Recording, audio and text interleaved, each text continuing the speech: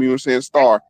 We had to, Mo. I appreciate it because just like with you, just like Star, you and Star kind of helped me understand how to get into some of these political conversations on YouTube in more clever ways and kind of forming like, because before I watch you do what you do and Star, but especially you, it was kind of hard to see that like regular black folk who are educated and aren't like political commentators, how they can make a palatable space to talk about politics, talk about more serious things in black culture, because I have a whole second part of my show that I'm going to have to do probably in an hour and a half. That's for like NBA, hip hop, all that other, which we love.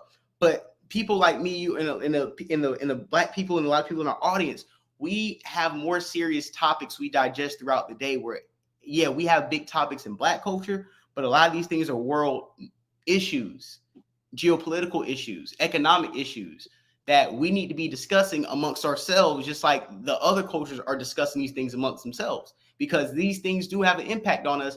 And one of my favorite comments is how somebody said how we were kind of using like street lingo and referring it to politics.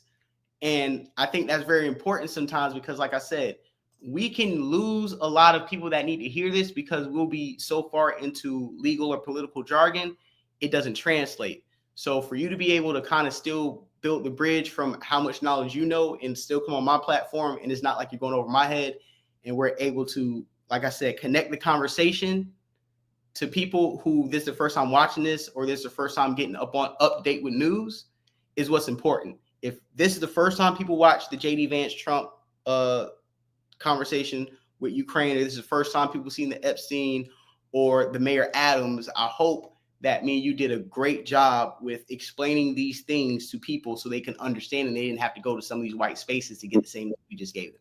And you got to keep it entertaining. You got to keep it informative. And what's the use of having information if you can't share it? You know what I'm saying? Like, you know what I'm saying? Like, you got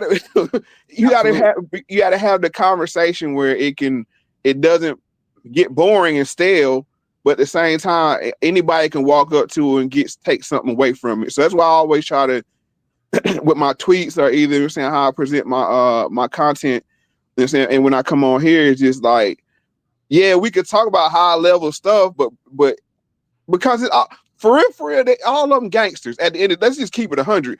And we gotta stop doing this and looking at them like they ain't gangsters and we gangsters. No, they are gangsters.